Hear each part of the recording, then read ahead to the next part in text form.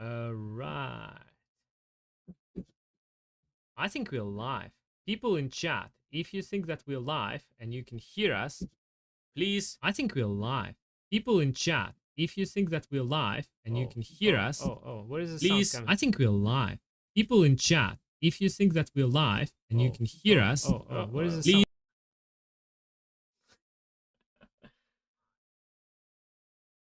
Do you have a stream live right now? Make sure you don't have a sound for the stream because I'm hearing the feedback. Why do I hear myself? Sorry, chat. We are trying to figure out the technical issues because we have a feedback loop for some reason, and I don't understand why. Okay, now I don't. Can I test something? I will go on mute here. We're gonna start in a couple of minutes. We're just trying to prepare last second. 1 2 1 2.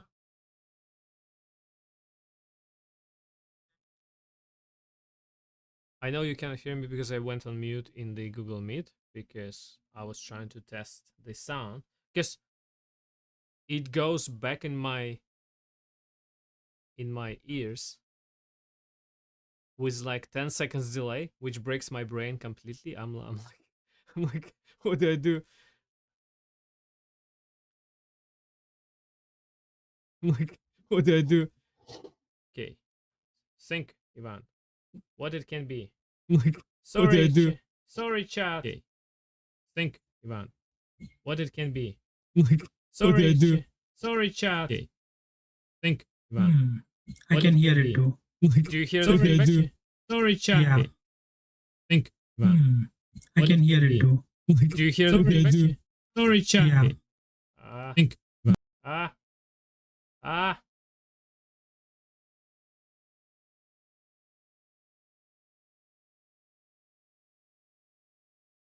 Okay, streaming is harder than I thought for two people because just a FYI chat, right? We have a setup, so I'm streaming from my computer and I have a call with Manish, and he shares his audio to me, and I share his audio, which coming into that. But I'm not sure where the feedback loop comes from.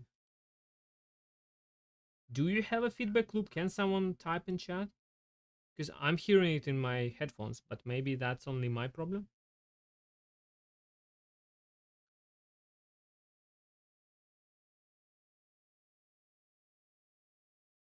Hello? Chat, please save me.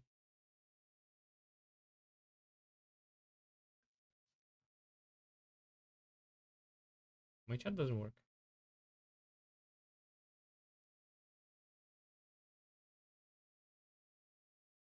Okay, so Sophia says I'm saying same thing 3-5 times, which is exactly what I'm hearing, which is bad. We need to fix it before we can go live.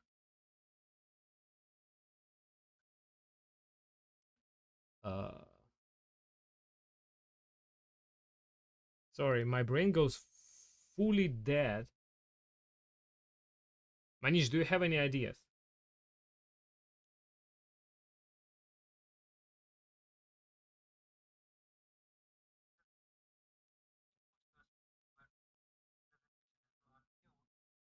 Yeah. Do you have the YouTube's live stream open in a tab?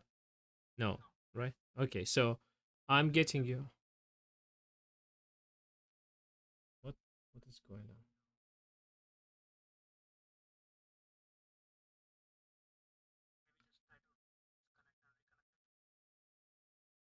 on?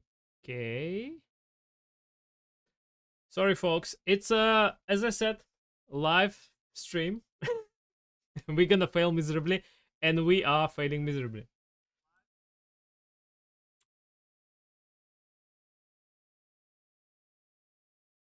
Hmm. I don't even know how to fix it. That's the problem. Because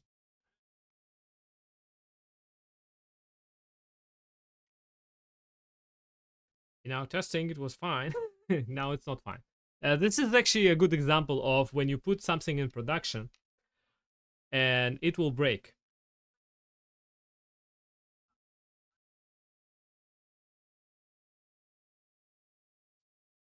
Where do I get the feedback loop from? Let me see. This one? Oh.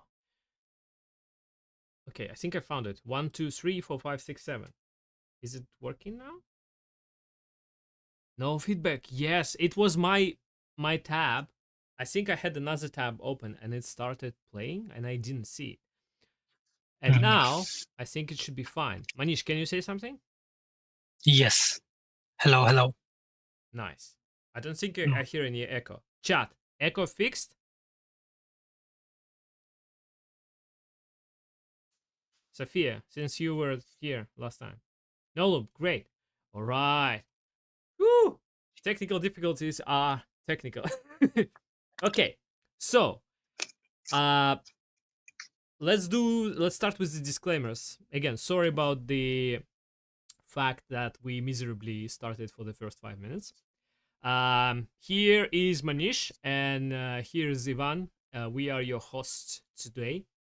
We're gonna talk about, not only talk, but we're actually gonna do some test data generation, right? And we're gonna do it live. Um, the reason why we wanted to do it like that is because we wanted to have a partner to have a chat about, and also we want to make impression not like we are presenting as experts, as like, let's say you prepare a conference talk and go and speak about it, right? We are trying to highlight that technology is hard, there are problems, and in real daily job you will be facing these problems. And even though we might be experienced people, we still probably gonna suffer from some technical issues today. And hopefully it's not gonna be my computer fly into space because I have so many things open, which is for this poor laptop, it might be very hard to handle. Um, Anything you wanted to add, Manish? Um, hello, hello, guys. I'm not seeing you, but thanks everybody for joining. I mean, thanks everyone, first of all, for inviting me to this live streaming. So this is my first time. If we fail, I mean, it's a learning experience for me, for everybody. I mean, I'm looking forward for this session, and yeah, let's get started. And then along the way, we can talk more about me, Ivan, how we approach things. If you guys have any questions, we can have a conversation. Let's make this more interactive rather than a, a course session. I mean, yeah, I think it would be better if we can make it more interactive rather than it just being one person teaching or Yeah. giving a course or something. So yeah, let's make it more lively and then more interactive. So if you in chat, if you have any questions or if we do something and you are not quite sure what we did and why, just ask a question, right? We will be looking in the chat from time to time. But we also gonna be looking at our screen, which Manish and I right now are presenting, I think. And we took a sample app, and I'm gonna actually start demoing it to you, right? So I'm looking at the practice software testing, which is a repo on GitHub you could find and clone locally. And there are some instructions and there are some default users, and it's nicely can be run as a local service, local app using Docker, right? So I'm gonna open my Docker if my computer willing to do it, and I'm gonna run these images that I have, and I'm gonna demo you the app, and then we're gonna talk about the app structure a little bit, and maybe we will talk about the ways we could see of how can we generate the test data for this app. Where is my Docker? It's not running. Where is it running? Docker. Yeah, it's here. Come on, open dashboard. All right, should be on screen. So you see, I have this composed thing on my computer, which has a multiple little things inside. So it's not a session about the Docker. We're just gonna run this thing, right? And hopefully it doesn't crash my machine. Manish, by the way, you must be also not very familiar. I know you used this thing before, but I don't know if you ever tried to run it locally, right? So, is it also something new for you right now? Oh, yes, yes. I Okay, mean, I've used Docker, but not on this application. So yeah, I mean, this is new to me as well. so So I've just used the UI application yeah, when I was doing my testing, and that's it. That's about it. so you need to be asking questions, right? As well. Okay, so I think that's the one we need to go to, right? Let's see. Yes, that's the Angular application. So if we go here, nothing works. Why? Is it running? Did you run the Docker? It's It it's is running. it's running. So maybe it's a wrong port. Let me make it full screen. Yeah, look, 442 port. Where is it? Yeah, 4200. Right, running. Um, Come on. Maybe it's HTTPS or something.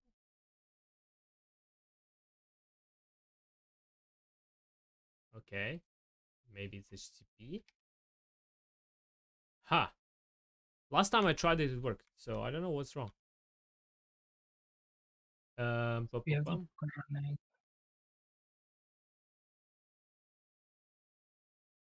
Maybe let's go here.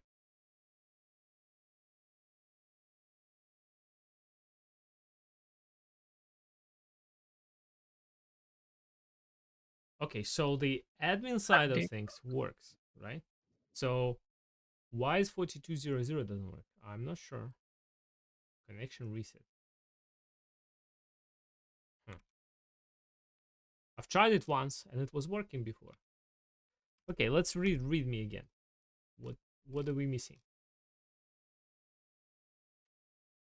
I mean, I probably can just go to this website and show you the Web UI. application. Yeah. I think we still probably need to figure out the local host thing. Uh, but maybe it's a problem for a little bit later. Okay, so that's how it looks like, and it's just a like a shop of things, and you have user accounts that you could sign in with. You have items, you have certain functionality, like you can choose like hammers, for example, and see only Thor hammers or not. That's pretty much the functionality. It's pretty simple. So and there's also admin side, which I didn't explore myself yet. But I think the admin side probably allows you to add some data to it. Yeah, my computer is really struggling, by the way. So I'm like, I don't know if you can see it on stream, but it's a little bit laggy. Everything is like with a delay. So admin. Okay, let's try to log in as admin and see if we can generate some test data. Ooh, access denied because I have spaces. I think no one trimmed it. Oh, now I have a wrong password. Come on. Oh, wait. Admin practice software testing. Why am I always have Docker? Welcome 01. Maybe I need to copy it. Chat. Are you still with me? Connection denied. I don't know what's happening.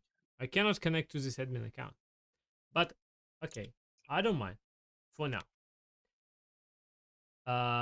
So I think how this app works, right? If we look in the Docker Compose,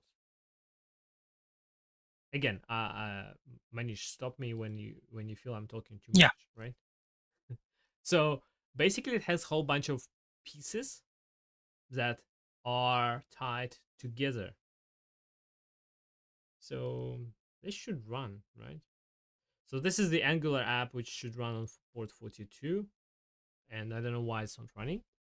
And then there's a whole bunch of other stuff, including the database. So why is this important? I Because I did some work in preparation, and I actually tried to connect to this database, because one of the ways of generating test data is injecting it into the database, right? Do you think it's a good idea, Manish, or no? It is. I mean, so so for every UI application, what people tend to forget is, so there's a backend layer, or there's a middle layer, there's an interface layer, and then there's a backend layer where you can fetch data from, right? I mean, Yeah. many people, they tend to miss that opportunity to look into that aspect. So most of them, they tend to concentrate only on the UI, not knowing Uh huh. how my application is behaving behind the screens. So if you want to have an holistic approach to any problem, then don't just look at the surface level, go a step beneath or multi-step beneath and see what's happening behind the screens. How my data is getting pulled in, like where is it getting pulled from, right? Mm-hmm. And how is it rendering on the UI? So everything, when you try to uh, uh, put all these pieces together, that's when you will understand the whole puzzle, as in what you're trying to solve, and then whom are you trying to solve it for. Do you think there are downsides for doing it through the database specifically? Do I see downsides of it? Yeah. As in, can you elaborate a little, as in what So context are so you were saying that, oh, like you have a front end and you have a back end, right? So if we you? connect to database and start injecting data there, like uh, are there any downsides? So you say the positives are there. You like learn about your application, you learn about the data structures and everything, right? So Mhm. it's all positives, but like are there negatives? That's what I mean. Yes, there can be negative. So if you try to inject data which is not accurate, say for instance, uh, when you have the possibility of adding data, then you tend to add non-realistic data. So if you are Mm-hmm. working against non-realistic data, is it going to give you any value add? I would say no, because you are, so there can be some scenarios which you test which might not even occur in production. So Mm-hmm. why spend time on validating those scenarios? Why not spend our time on looking at scenarios where the actual problem lies? Why not go a little deep and see, okay, at the surface level, everything looks fine. Like, can I go a step further and see how my backend is behaving? Mm-hmm. Not just by injecting incorrect data or non-practical data, maybe try to inject proper data and say, okay, even in that case, so that's another advantage of injecting uh, non-practical data. Like, so you want to see your application handles every case. Mm-hmm. So this can be one other use case which you can validate, saying, okay, if I have the permissions, if I were the admin, and then if I inject some sort of bad data into my application into the Yeah. database, then how is my database going to handle it? Like, how is my UI going to handle it? Is it going to throw error? Is it going to fail? Is it going to break? So Mm-hmm. these are all different cases that you can build on top of So if I all these understand scenarios. you correctly, let me try to re-summarize what you said, just for my sanity and for chat sanity. I think what you're trying to say is that you can have different strategies on why do you want to have some generated test data, right? So you might say, if we go back to the UI, I'll explain what I mean. You might say, okay, so I just want more hammers, right? So that when I do my UI test automation and I select hammers, there are more variety, so it's like more realistic test, right? Mhm, That might be your goal. But also you might say, and we're going into the exploratory testing zone, right? You might say, my charter for my exploratory testing session is to generate bad data and inject it into the database so that I can mhm. see how my other parts of the system deal with it, right? So you can Exactly. say, Right. oh, I'm gonna log in as an admin and go into the admin zone and see when the admin looks at the data that came from the database, is there any errors? Like you could test API, you can test UI for admin and non-admin, right? And Mhm. it's like just a different angle of how can you use the variety of test data, I guess. Exactly. I mean, that's exactly where I was going to. So take for example, like, so you have all these beautiful pictures that are, I mean, thanks to the guy who developed this. Mm-hmm. Uh, I mean, we have all these beautiful data, images, the GUIDs for each product, the price of it, right? Yeah. Say for instance, at the API level, you have a certain schema which is being utilized by the UI to build your UI or render all the products on the page. Mm-hmm. What happens if a certain element of the API, say I am not, there is no image for a product, Yeah. right? So is my application going to handle it uh, effectively? I Nice. mean, are we going Yeah. to is it fails? I'm not going to. I mean, I'm not saying it's going to be fail say, but then are we? How do I put it? So are we giving out the right information? So instead of failing the application or breaking the Yeah. application, Yeah. saying in throwing a 500 error without any message, which is not user friendly, Mm-hmm. because the user gets, I mean, he gets uh, freaked out, right? I mean, like, why is it failing? Like, no, there's no understanding or there's no information Yeah. which is being given to the user saying, okay, why is it failing? So rather, let's fail it gracefully, saying, okay, so if there is no image, then it's again, you can take it to the product or your management saying, or the stakeholders saying, okay, so this can be a use case Mm-hmm. where there can be images, there can be products which do not have images. So how do we handle it? Do we still display them, or Yeah. do we just not display them? Okay. Right. So So so these are the use cases that you can build on top of mhm. these use cases. Okay. So basically, still, you like to summarize in one sentence. I'll try to do that again for my sake and for chat's sake, right? You are saying that we can do more not advanced necessary testing, but like we can test the test cases which you would not be able to without doing that, like injecting data in some way or form, right? Exactly. Okay. So just to add to the point of my initial question when I asked, is there any like downsides for the like these injections? We kind of still covering the positive sides of things, right? But I think that you could say negative side of things is that, oh, you just injected a whole bunch of data in your test database, and now your app, you found some bugs, great, but your database is like now corrupt, Correct. so that you cannot do any other testing. So you will have to be like spending time cleaning up the database now. So that's a downside, Exactly. which kind of comes to my head. Actually, by the way, I fixed the URL. If you can see that it runs on local, I didn't fix it. I think it was my computer lagging and the Docker image starting slowly, or Docker containers are not properly running. Okay. Hey, chat, are you still alive? Anybody in there is alive? Do you know you can send emojis? You can react. You can say, hey, hello. Oh, no, that's not how you do it. But I think that there's like a reaction in the YouTube that will do the pop up of the emojis on the screen. So please, if you're live, react.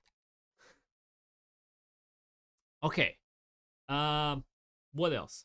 So basically, this app, how I see it, right? It has a database, it has a front end, which is on our screen, and it also has, I think, some sort of a backend API.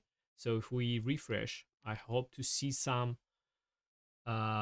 requests which have data. Is it coming from here? No, it's coming from products, I think. No? Where is the data? Oh, it was lagging. You see, everything is lagging on my computer. I need to give it a credit. So yeah, this is where the data is, right? And all these pliers on this page. So that's how front end deals with the test data. Okay. Actually, I kind of want to talk about the um I kind of want to talk about the front end a little bit, if you don't mind. Do you mind? Again, we don't have rules. We can do whatever we want. So if we want to talk about the front end, uh, what do you think about the mocking the backend? Right. So I could pretend that I could have some plugin or some sort of a interception for the network request, right? That will make this request look differently. I mean, response for that request. right? Which means Yes. I could test how my UI displays pliers without the picture, without actually Mm. needing to inject data to the database, if that makes sense.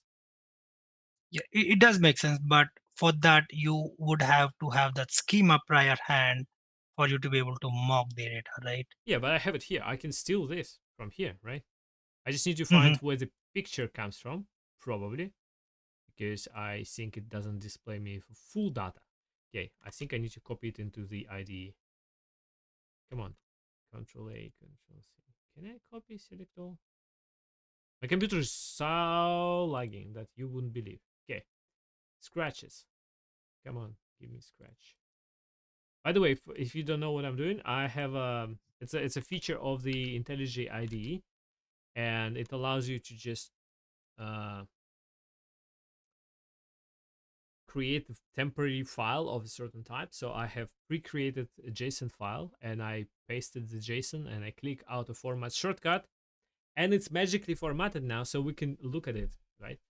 And if you look here at the data, right, you have the pliers, and they point to the source URL of Unsplash to display the picture, right? So I could mock or like intercept this request and say, oh, pliers don't have any picture, no URL, right? Because I think it's totally possible that your database doesn't have a URL. Maybe Mm, can you elaborate on what you mean by that? As in, so do you think that we are not saving the URL in the database, it the could image be source? it could be the bug, right? Like I'm saying, right? There is a Hmm. system that allows people to add the data, right? Like there's always like a Hmm. data management system, right? Let's say for the shop, you will have the admin side of things where you can log in as admin and say add or remove, adjust prices, adjust descriptions and stuff like that, right? Hmm. So maybe the admin created a new item and forgot to add the picture, right? Very possible. Maybe Yes. picture wasn't mandatory, or maybe it was mandatory but there's a bug, right? Like we don't know, Hmm. but we're dealing with like when we get data back, right? If we don't have a URL, we need to test. Right now, we're testing. Let's say how is UI behaving? How this component renders when it doesn't have a URL? Right. Yeah. Yep. So I okay, mean, yeah. yeah, I go want ahead. I want to go to the database again because I was just like playing around with what I have here. Again, I didn't explore except two dumb selects that I've tried. That's where I said, okay, that's to make it more interesting for people. I will just stop exploring. I hope that this is not too small. If you're watching from mobile and it's too small, I'm sorry, really, but this is like not every tool. I adjusted the font size in my IDE, but not here. So let's look at the items. Cart items? No, that's not cart items. It's products. It's called products. Products. Okay, so if I say select star from products, I want to find my pliers, right? Five? Is it control F5? What's It's the products. It's products. oh Yes. good catch. Good catch, sir. What's the hotkey? Do I need to click really? Okay, so you can see we basically found the same thing, right? Right. It could be our one of our tests, I guess, that you make when you're testing the data integrity. You say, I'm just gonna compare the data, how it looks in my database at rest, right? With what I'm getting on the UI. Hmm. Because you can say, well, maybe API corrupts something. So it's like you can do the test to say, okay, so it points to the product, right? So which probably means that we need to say product image ID, isn't it? Images. Yeah. So there is Product product okay. images. So Product images. so if we do another one, product images, right? I'm just gonna go. I'm a what's the hotkey? How do I run it? Your your five. I've tried, but it didn't work. So theoretically, what we could do is we could remove this URL from here and see how it behaves. Hmm. But I feel like it's too much of an effort. We are trying to do like a surgery, uh, like a test on the end to end, um, on end to end kind of uh, behavior, which is feels wrong in a way. I mean, instead of deleting it, like why not just add a data, right? So we Yeah, can yeah. add a Oh, yeah. data without the source URL and see what happens there. Fair enough. Actually, now when we know more about the schema, right? Like you have, if I run the two selects, right? You would probably see, hopefully. Come on, bro. I cannot do that. You can do that. This is DP. Yeah. Well, maybe not in normally in like SQL Server. SQL Server, you can do it. You Yeah. can do it, but I think you run two selects and it shows you like uh two things. Sorry, I'm pointing to my screen, but I should point to the camera. It shows you like two selects, but this one, maybe it's just my computer lagging and it's a bug. Why is it red? Product underscore images. I think it should It, work, right? It just worked. yeah, if we run it, it should work. Huh? It just worked a second ago, right? Did it not? It did. I mean, can we just run product images? Yeah, strange. Yeah, Okay, it did. so let's say we have a limitation of the tool because we don't know the tool.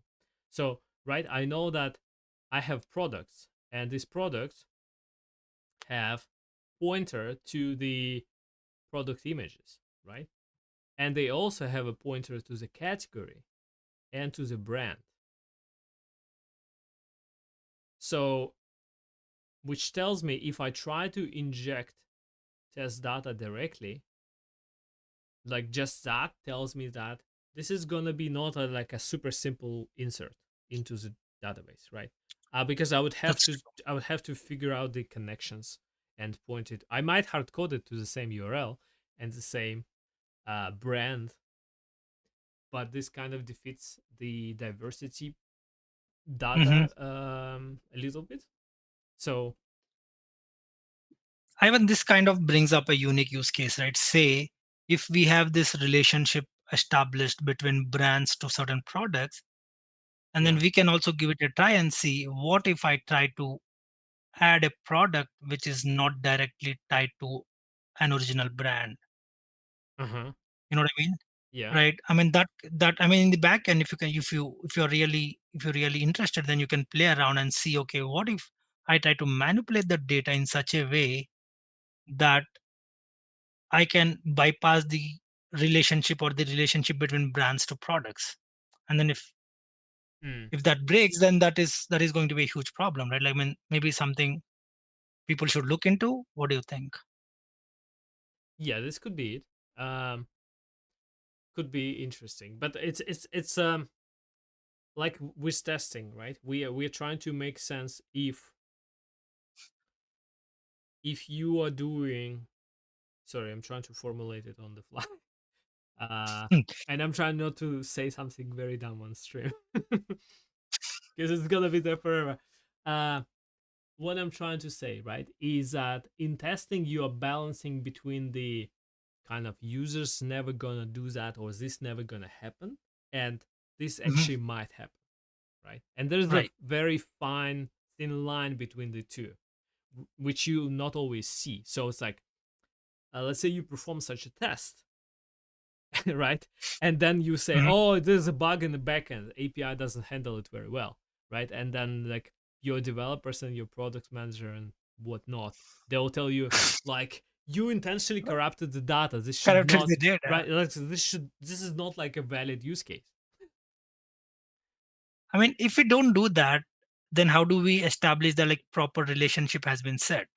What if there is no relationship is set and then I Huh. can add the same product under multiple brands? Same product. Right. Oh, I see what you mean. I mean, this is like a specific test, I guess, that you could do. But Mhm. would you say it's more like a database. Like I'm thinking like unit slash integration tests for the Mhm. database inserts that try to do that, and this is where it should be tested, Exactly. Yes. So right? that has to be done at the very first and not at the very last, is all I'm trying to say. That so Yeah. these things have to be tackled much early in the cycle so that when it comes to end-to-end testing, you don't have to be focusing on things like this. So this should be Yeah. tackled early in the process, where at the unit test level, if not the developers, then as QAs, we also can do a certain unit testing to a certain degree and find out all these different use cases. So actually, I want to. I don't know. For some reason, I cannot get to my admin still, right? But what we can look is we can also look at the Swagger chat. How are you? Are you entertained? Are we talking too much and not doing too much? What's your thoughts? Because if you don't speak up, we're just gonna be continuing doing what we're doing because that's how we roll. So are we getting any questions on the chat? No, I think that's silent, or at least I don't see any, but it's okay. So let's say we have a product. Do we have a post product? Right. So we have an endpoint to actually create a product. And oh, I see. It's asking for the category ID and brand ID. Hmm, Right. perfect. Uh huh. So maybe we need to try to summarize what we see. For you, Manish, I will tell you what I think when I look at this, Mhm, and for the chat as well. Right. So I think that the fact that we have the API endpoints for this specific reason might shift our approach in terms of data generation, because mhm, potentially doing it through the API is, first of all, it might be more convenient than in like direct SQL injections. Second, mhm, it's probably less likely gonna bring the data corruption bugs, right? Which we said data corruption bugs is like is the situations where you messed up but while injecting data, not a real bug, right? mhm, Um, because it's gonna be like when you do it through the API. I'm thinking, right, that the admin side of thing, right? If I were able to log in here, I think it's gonna use the same endpoints which are here. mhm. If you do add a new product, I'm pretty sure that this would have called this endpoint. Access Oh yes, denied. for sure. I think it'll be the same endpoint that Oh, is. you see this? You see this? So it's trying to Com- log in. It's trying to log into the real. I think it's not my computer. It's not localhost. So that's why it's Oh, rejected. So maybe it's a configuration something. If I do the global search, maybe I'll find it. Because I would like to look at the what it's called, admin side of things. Nothing found. Already nowhere. maybe the developer wanted to keep it all to himself. Huh. Find it files. This is not in the config. I was like, must be in the config somewhere. Okay.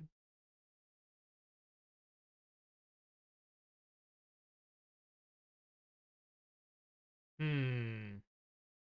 Okay. Let's say we cannot get to the we cannot get into the admin side because I don't know how to fix the config right now.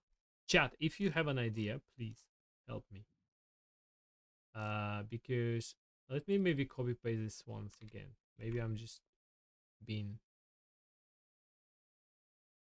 admin tab welcome 01.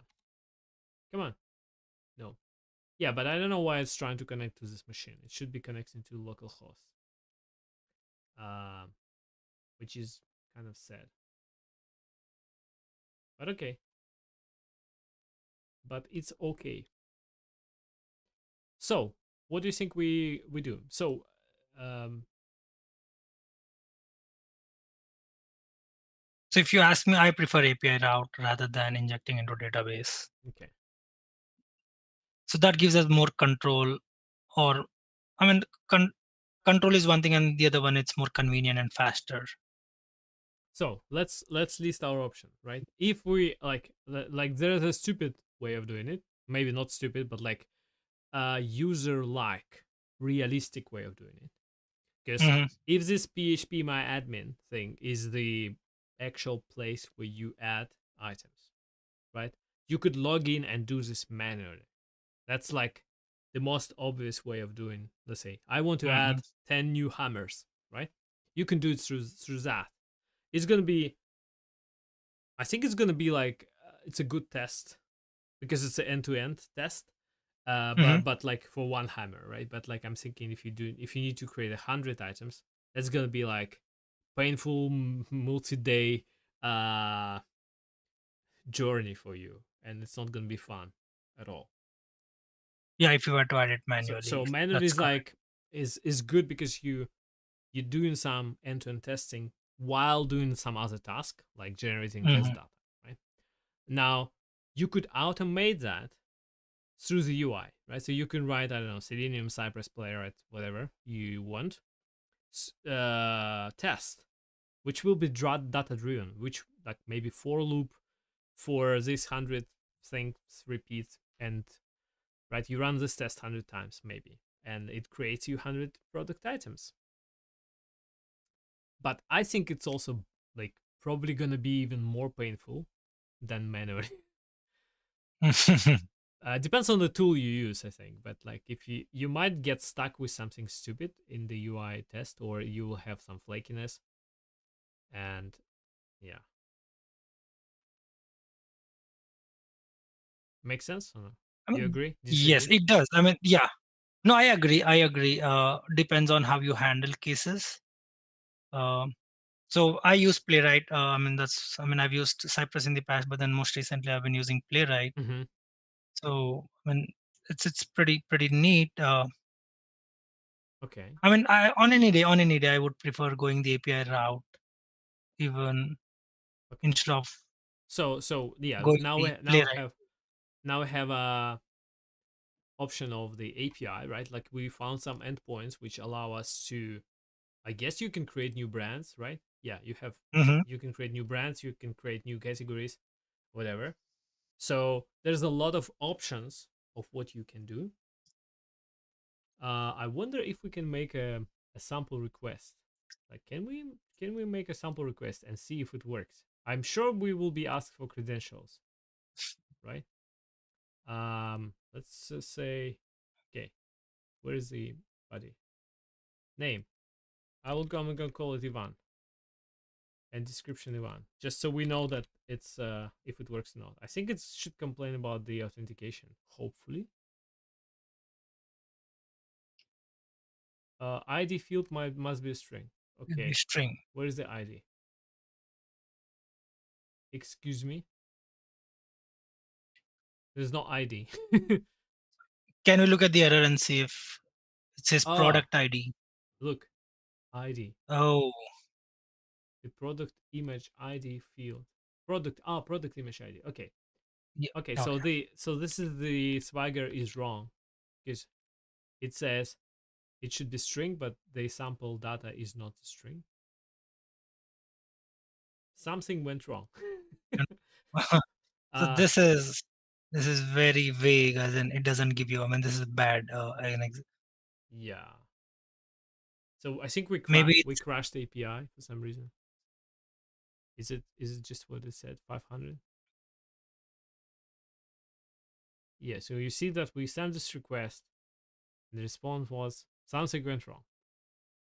And that's actually a good example of us finding bugs in the API because we're trying to achieve thing, which is like there's data generation, but we finding bugs as we go as a side effects of this mission.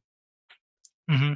So, and we have now option of like write it down, or like if we were in a real life scenario at work, right? I would say we probably need to like write it down, say for this post request for this body, it sends an error, and we just need to park it for now because it stops us from achieving what we're trying to do. Hmm. I mean, this is a very good example where you can demonstrate the beauty of exploration, right? Oftentimes, what I've seen is people tend to go just about, say, they have an example API response, and then they just go about changing the request and then adding values. They don't actually tend to explore what the API is trying to do. So this is a very good example where Mm-hmm. if you don't pass the right values, then how is my API responding? So is it giving me the right responsing? Where am I going wrong? So in this example, this is a very, very, very good example where it says something went wrong, but it does not tell you where you went wrong. Yeah, Now, that's a useless error basically, right? Because you right, remember previous error was telling me your product image ID must be string. Now I can fix it, right. right? Something went wrong, I cannot fix it. But I guess it's just a we basically crashed the API, and I think it's like a Hmm. generic 500 global exception handler wrapper message. Right. So it's supposed to hide everything from you, I think. Okay, so what I did actually, meanwhile, while we were talking, I took the image ID from the database, right? Hmm. And I'm gonna try to use it here and see if it works. 500, something went wrong. It's not happy. Okay, So you. maybe it's expecting that name and description should not be the same. Oh, maybe. But it would be very bad. So Yeah, it would you be a know, very bad you know example. what I'm thinking. We have this ID. Yes. We have these IDs in my nice scratch, right? So what we can do, we can say, oh, product image ID is this, right? So we know that this theoretically should work. Um, come on, where is it? It's probably the same. Yeah, it's the same. And then what else? Category, brand ID, category ID. I see. Yeah, you see, we don't use any of the proper values, Hmm. and I think these values do not exist. And when I think the SQL tries to, I think Fetch the data SQL and. doesn't find any matching items with the ID one, and I guess API doesn't handle that very well. Mhm. Um, oh come on, Oh, what did you reset? Just reset it. Jesus, I misclicked. Oh no, that was painful. I'm sorry. I'll have to copy paste this stuff again. By the way, if you see me making a mistake, stop me from making a mistake, please, because I might make a mistake.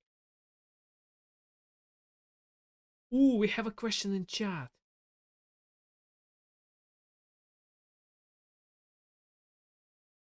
Maha Sudhir asking the question: what's the scope of this session? Methods to generate test data or strategies for various mock testing? I think kind of a little bit of both. Both. So if you Maha have an opinion of or a certain desire to for us to do something, just let us know, right? So I don't know if you've been here from the beginning, probably not. So I'll do the like beginning disclaimer again because it's been almost 1 hour. So we are here to just have fun and explore things, right? And talk about the test data generation and try certain things and talk about pros and cons and stuff like that, right? So we have kind of like a vague goal and we just moving towards it and picking whatever strikes our curiosity as we go, right? So it's not like a workshop that where two experts are presenting. No, we deliberately even didn't look at the. That's why we struck so much. We deliberately looked for like a minimal like amount of time just to make sure that the software runs, and then the idea was to just go and explore it. So if you want us to do something, tell us and we'll do it, right? So right now we're just exploring different like uh ways of how can we deal with the test data generation for this specific product, and we just testing if we can do it maybe through the API call through the Swagger. Hopefully it answered your You question.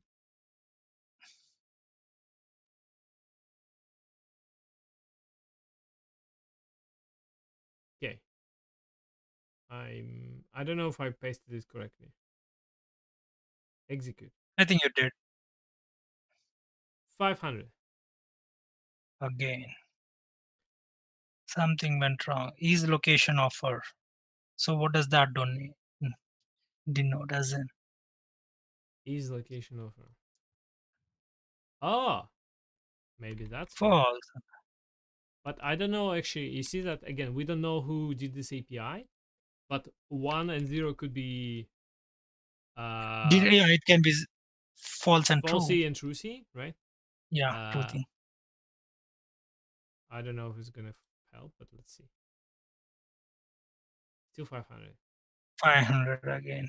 Price. Oh, there's no name and no description. I mean, it's string is a good name. I think it's. I mean, it's a. It should be compliant. So price is that. What's wrong? Is rental false.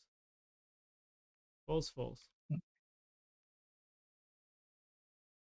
I don't know. So are we missing a field here, a key here? It says in stock. It does return in stock value in the response. If you go back to the JSON So response, so it says so there is you know what I'm gonna do? I'm actually gonna open the another app, which I hope my computer won't die. But I feel like dealing with the Swagger is painful. So I have a hopscotch, which is like a smaller alternative for the um, Postman, Postman. Mhm. but basically conceptually the same thing. I will call it stream for now, and I can create a new request, new request. Yeah. So let's call it get products. I want to implement the get first, right? And I will have what's the endpoint here? Uh API./products. oh wait. Do you know why it's not working? Do you see the URL? It's not configured correctly. It's going to like a hosted version. It's not going to local host, Oh, right? So it's like URL is local host, but somewhere inside the configuration, we were trying to inject the data into production, uh, production. basically. So I think that's a mistake.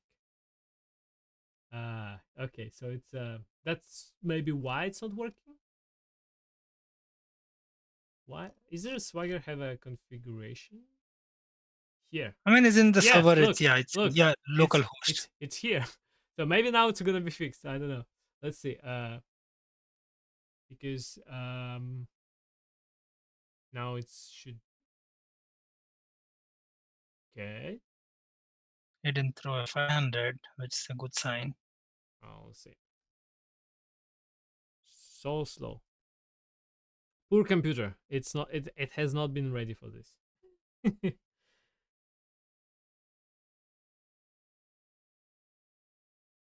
Okay. We get 204. 200, Ooh la la! Look at this. Right. So we got. Oh, these are options. I'm sorry. 201. Yeah, Okay. So we did the name strings. string. So theoretically, if I refresh that, would I see my string?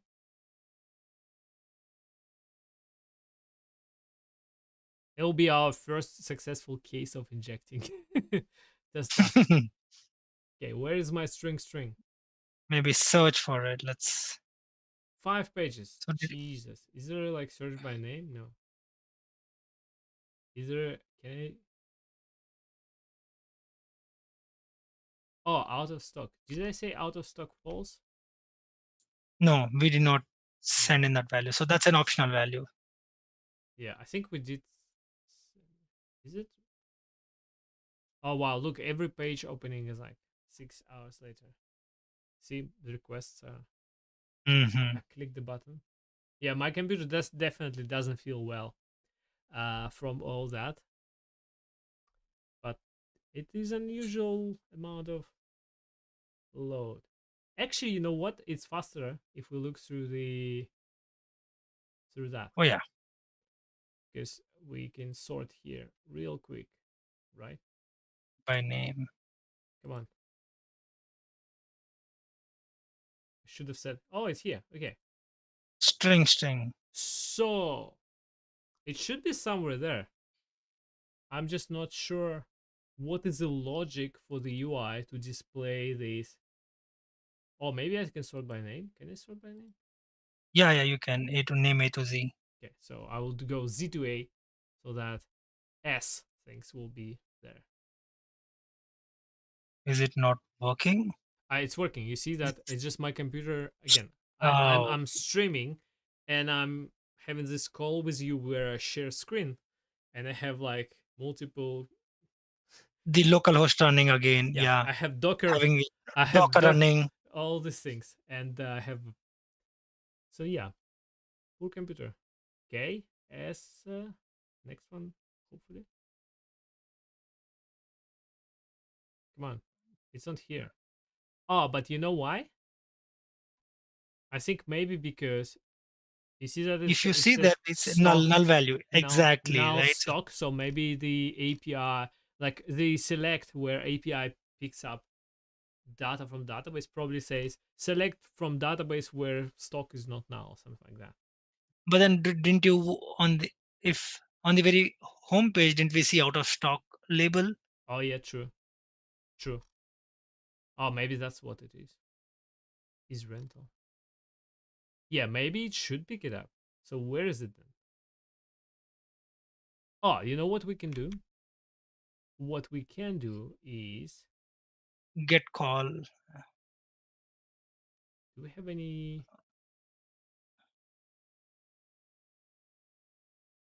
How do I? Did I when I created this product? Did I provide it? So where's the request? So I say false, false. I had a price, but I didn't. Okay, maybe we check brand or category, right? Yeah, if you can get the brand name, then It's harder than we thought.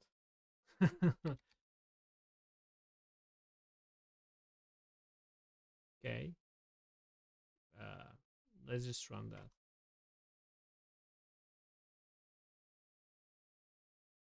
Okay, so there are two brands, and we used the QB, right? QQB, So which is Forge Flex Forge tool.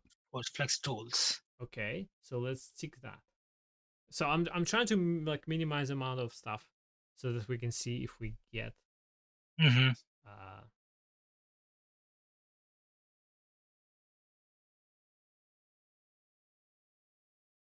okay. There's a search bar on the top. I think we can directly use a search bar. Is it? Yeah, Oh, good catch, sir. it's string string. Oh, did I made a mistake? Yeah, Apologize. Ooh, there you go. Out of stock. big success, big success. Nice. Okay, so it's actually worked. Like it did work. So Hmm. we were able to inject a test item into the I guess you could say through the API into the database and get it back through the API into the UI Hmm. by making the API request, which is great. Um, let's just try to validate. So what's the URL? I want to see URL. URL 1891/products, right? So if I execute that, HTTPS probably wrong. HTTP. Let's see if it works. I don't know if Swagger had any authentication on it. Okay, it worked. So theoretically, here I could probably say Control F string. Can I find it? But it's only returning the page one. You see, it's only returning page one. Oh, that's why. Okay, so it's paginated by default. Hmm. Okay, so we Okay, so that's why maybe we didn't find it because it was like God knows which page it's it's on. Okay, I, I think we can still use the product ID to fetch it. So I think I saw, there was a search request, right? yeah, Slash search and the Q Q is string. equal, yeah. Ah, it's product slash search. Okay, so easy enough to do. Can I duplicate this request? Huh? You can click on the tab and then duplicate it. Okay. The get products tab, yeah. Get products. Can I rename? Search products. Uh, yeah. Search products. Okay. Did it not? Yeah. Or did it not duplicate it? No, it did duplicate it, Oh, but I click enter, so I was like, oh no, wait, oh, I duplicated, renamed this here, but not here. Interesting. Maybe I need to save it actually. Oh yeah, got it. So, why is the URL wrong? What's I don't know. It's not. Oh, because I duplicated, but I didn't save that, save it, so yeah. it's duplicated before this happened. Okay, cool. The okay. Fun slash products Products slash slash search. search, and then there's a q Query string equal q is equal to search string. string. Okay, could not send request. Why? When unable to reach API endpoint. HTTPS. Ah, Jesus. Yes, you're right. Good catch, sir. Good catch.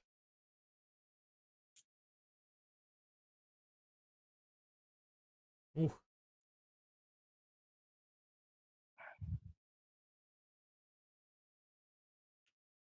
wow, it takes forever. Okay, so it Yay, works. there you go. It did work. So if it was a postman, I don't think this thing can do that. But in Postman, you have like a test runner, which you could Hmm. create, like you can have a data file, and you can say take the value from here for each line basically of this data file and use it here. So Right. you could basically prepare the file, which will be your test data, right? You can say your name and description prepared, and you can just run a Postman script. I'm just scared to open Postman, given how my computer is behaving right now. If I open Postman, it's definitely gonna die. So just trying to be reasonable here, but we could do that, right? Yeah. I Mike, mean, yeah, people out there who are using Postman, so running as a collection, running test runner. I mean, that's one option. The other one is most recently I've been using Newman, Postman Newman, which again is a very good option to run things in loop. If you're running huge data set, yeah, Newman, which is a CLI, yeah, yeah. is a very good option.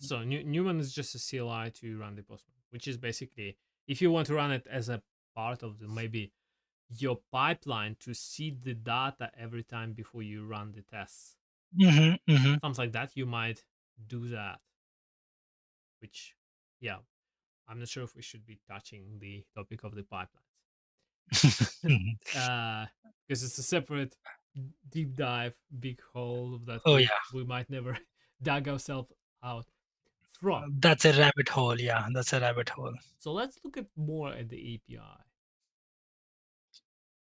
So I think the API is viable, right? Like, question is, how do we make this more diverse? You know what? I think I will just try to open Postman because I'm feeling brave. Hopefully, I will not crash my machine. I'm really hoping. Come on.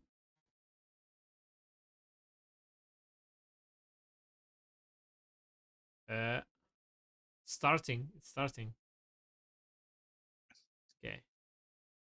But I've been thinking about this API route, right? Yeah. So if we don't pay enough attention to the data that we are entering or the API call, the post call that we are making, Yeah, we might end up creating duplicate data as well, right? So that's another possibility there, true. right? Say if you hit enter and then it hasn't done anything, but then back end, the ex- Oh, are you the saying? call execution has.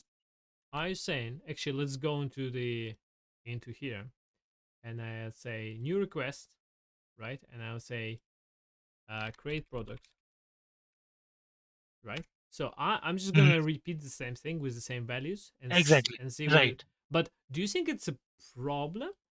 Like, is it a is it a bug as such? If I go into the admin zone of the website that I'm testing, and I create two times the same item, like string, string, string, string, with the same picture, same description, is it a bug as such or no?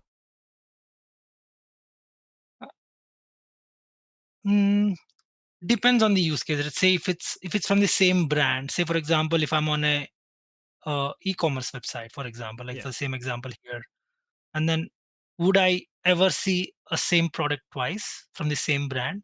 I don't think so.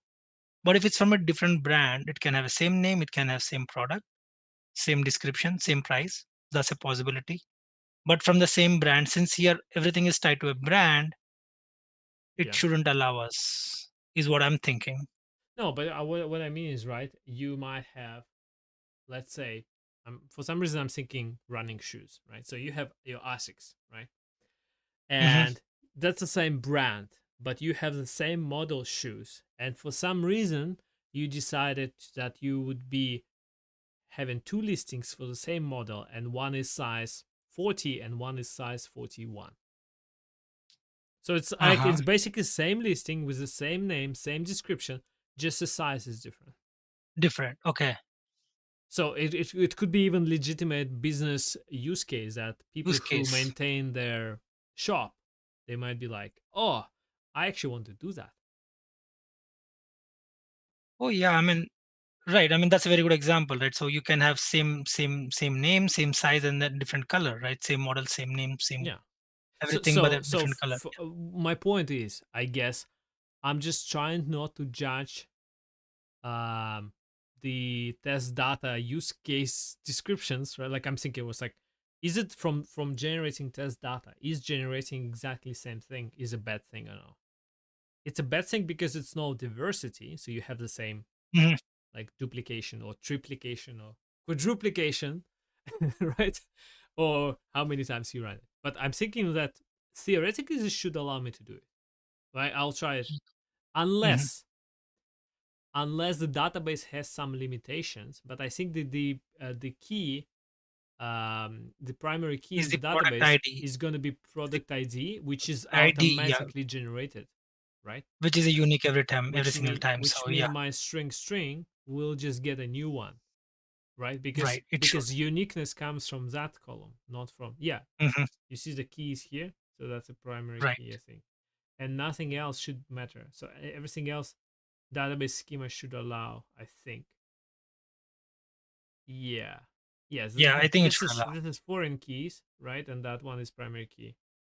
Okay, so if I do this in my, sorry, my computer is lagging. If I do it here, I hope it will work because I just copied the same request.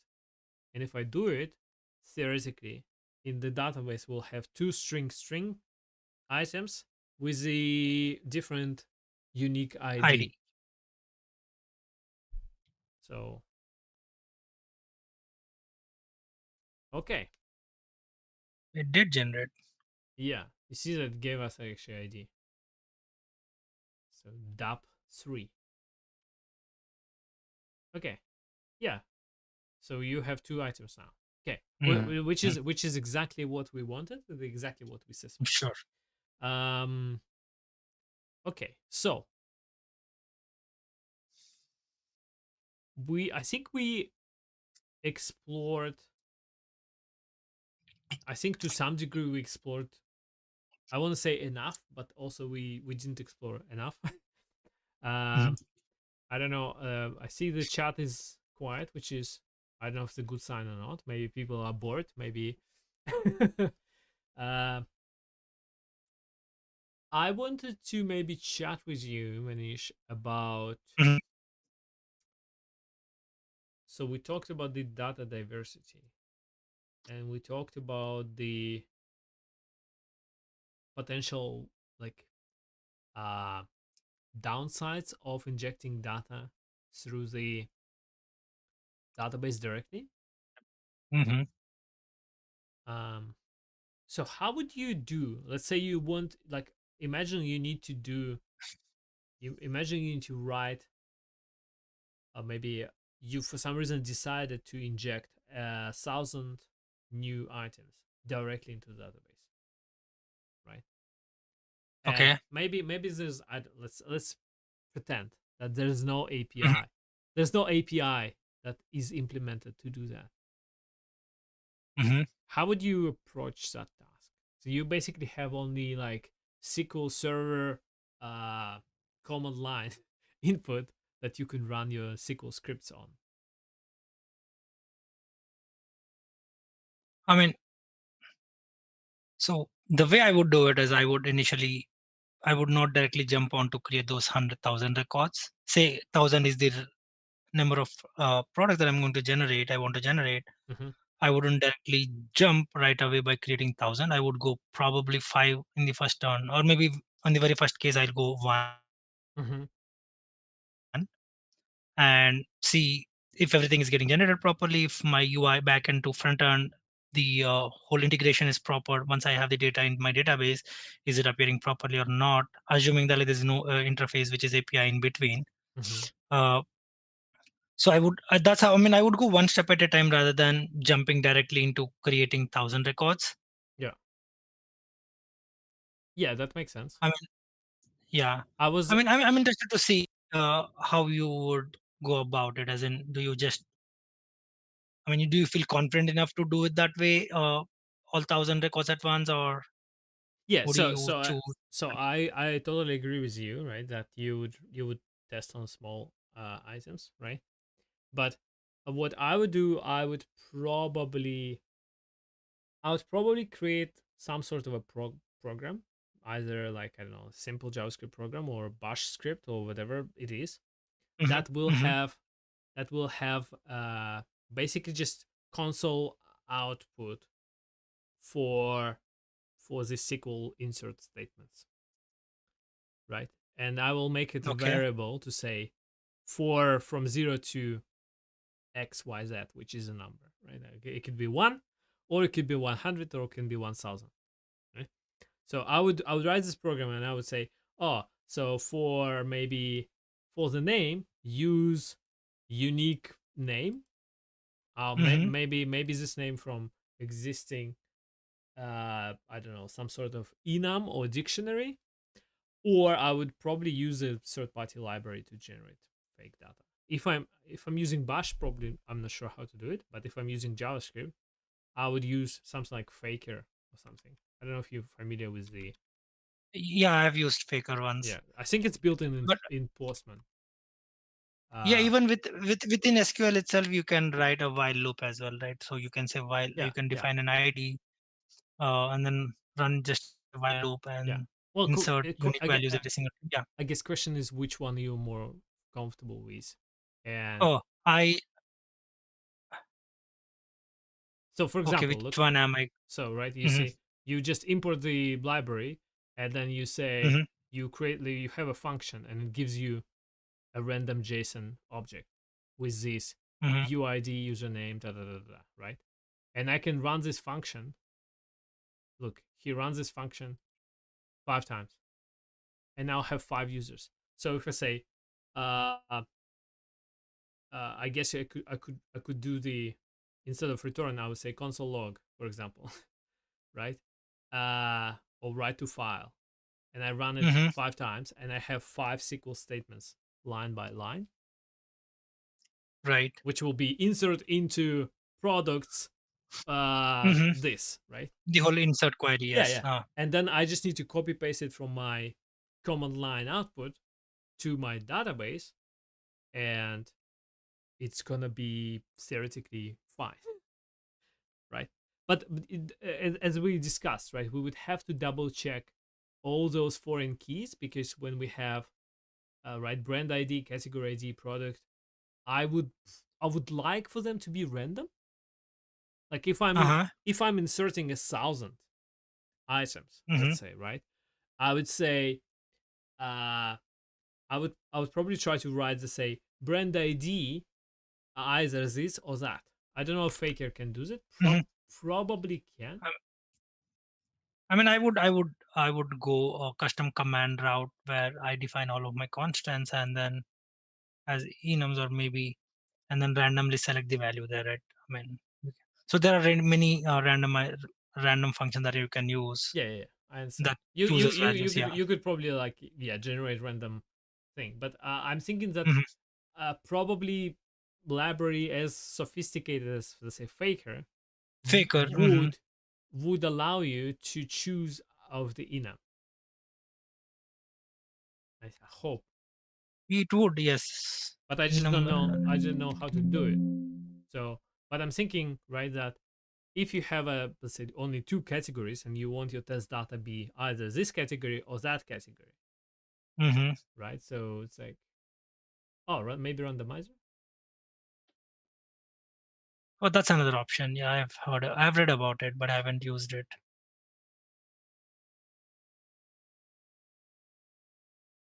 Yeah, well it just gives you the anyway. I don't think it's wait,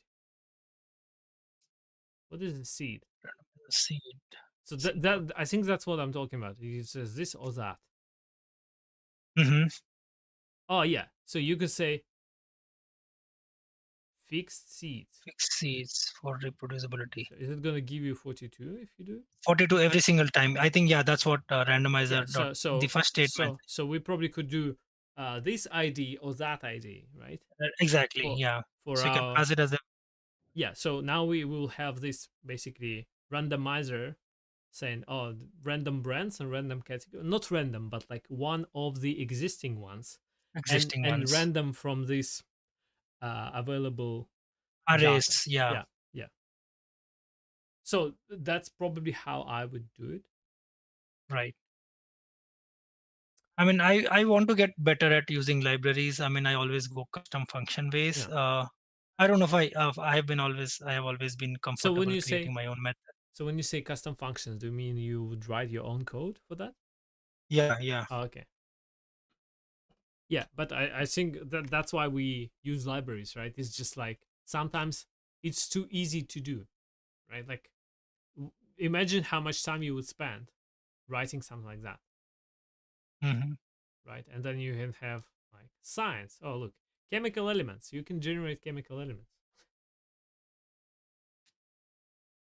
which is I mean, this is pretty cool. I haven't gone into too much into the documentation of Faker. yeah. Uh, Look, I've used ones in 2018 when I had wanted to fake some yeah. API data, but that's all I did. But this is pretty cool. It has got so many options. Yeah, I'm thinking that it gives you like a lot of people already implemented that gathered realistic data. Like if we look at the source Hmm. code, right? I didn't look at the source code, but I'm thinking there will be some sort of array elements from definitions, right? And we can find definitions, animals. Okay, And then they have where's the dog? They, as they say, and they eating the dogs.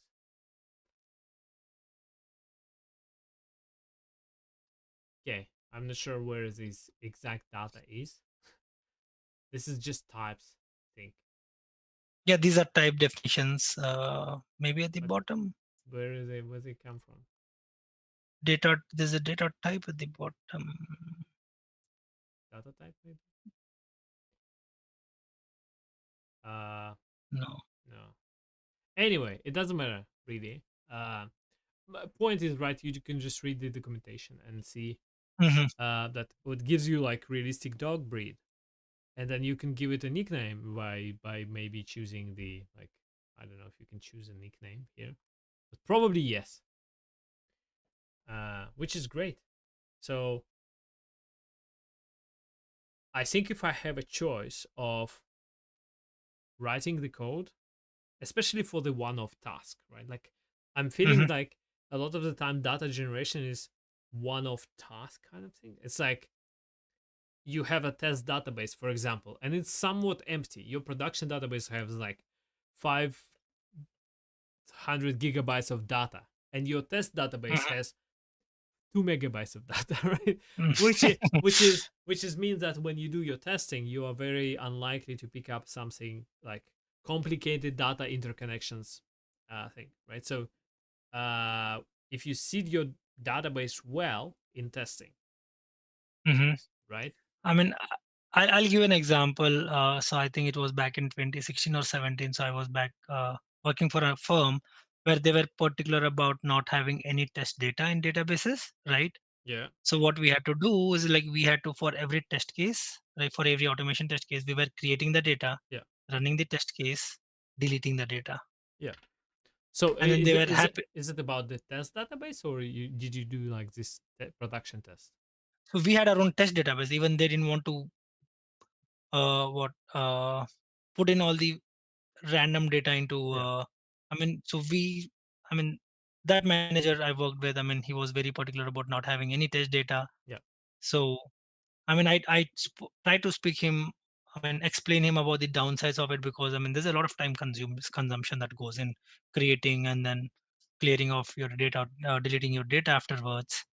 hmm, uh, yeah, but again, yeah, I mean there are people who do it all different types. I mean I have yeah, seen different cases where people, they tried, I mean there are some other managers who are very supportive, and then they what they tried to do is like they tried yeah, to replicate a certain section of production data into staging data or QA database. yeah. So that one was again very useful for us, like because Yeah. we were using the realistic data that's from production. Oh, but then you We have were not. another problem. If you use this data, it's great Hmm. because it gives you like production like Hmm. thing. But the problem with this is potentially the privacy issues and like data sanitization, because Or, you mhm. can just copy the real Oh, right. user names like Oh, no, I agree. I agree. I mean, that's not what we were doing. I mean, that application was a very simple application. okay, It had no sensitive information on. We didn't have any compliance issues as such. Uh, so I mean, every time we try to do it, I mean, there is if there is a compliance team, we definitely go via the compliance team to get their permissions hmm, to see if uh, we can replicate the same data or copy that data into our QA database. So I mean, that particular application which we were working on, it was basically on. Uh, it didn't have any. I mean, it did have a customer name, but nothing more substantial. mm. So actually, just to summarize what we just had a chat about, and then I'm gonna actually talk to the chat for a second. So you remember at some point in time we said, oh, we can do it manually, or we can write UI test that will in a Hmm. loop use the admin UI and do it. Then we have an option to do it through the API call, which is what we did, and then you have an Hmm. option to do it through the direct SQL injection kind Injection. of, right, which is which could be good and bad, depends on how you look at it. But Right. what Hmm. what you just said, you basically there's one more way, which is copy pasting Copy. the existing rich database structure and trying to make Hmm. it to not violate any privacy rules and and things, right? Right. So that's the thing. That's a possible option that one Right. could It use, is definitely a possibility. Yeah. because it gives I mean, you it again depends on. real juicy data in the same way the people in production are doing it. Right. So I mean, it can go two ways, right? I mean, one is you take a subset of your production data, put it into QA, right, on staging environment, and then you Yeah. try to replicate that data instead of, because I mean, oftentimes what happens is like people, if there is an empty database and then you are given an option, you just put in gibberish data, right? I mean, we don't want that. Yeah. Yeah. So to set a baseline, the whole concept was to set a baseline on how realistic data would look like, Mm-hmm. and then build on top of it, right? So Mm. we have a snapshot of what it looks like in production, Yeah. and now we can build on top of it. Nice. So yeah, that's a good approach, right? You get like realistic looking data, and then you want to test for some extra test variations, test cases. Like Right. it's like, oh, what happens if we add, let's say, the item without the picture, right? Hmm. Like we discussed in the beginning. For those who joined, Exactly. we like right there's a for example, product image ID that product points into. And if you look at the product images, they point to a certain URL with a photo, right? So we were discussing how and what could happen if you play with your test data from the perspective of like messing with it to say I'm going to try to create a diversity of test data by, for example, uh, sometimes having no source name. Is this a mandatory field in the database or no? Like, is it gonna crash if I delete it or no? So you could test certain parts of your system by testing the data. And then if you, for example, make this empty or null, and then your API starts crashing, you could argue, well, why is this not field is mandatory in the schema, right? True. uh, or not nullable if the API crashes, right? So it's like it's a bug that haven't been discovered. It means that the contract between the API and the database is not robust. It's like very loose. No one really Yep. challenged it before. 100% on that. I mean, very recently, I mean, even couple of days back. So I work on a CMS system. CMS is content management system. So Yeah. you basically there's a CMS system where you author all your content, and then you can choose the environment in which you want to publish it, and then it gets up and running right away, right? Mm-hmm. So we have a certain schema or a certain template that we create for different marketing page types or different campaigns that we create for our company. Mm-hmm. And then what happened is like within this template, so there are few fields which are mandatory but were not named mandatory. You know what I mean? Uh huh. So you have the schema or the UI schema is expecting that value, Yeah. but it is nowhere mentioned to the user that like this field is a required field, and then user is able to save it without that field, and then Yeah. every time you launch the page, it was a 500 or a 404 error, right? I mean, Yeah. people were freaking out, as in like, why is it not rendering? I mean, it is not throwing any error. It is Yeah. saving, and I'm able to publish it, So but how the do you page is work through. around that?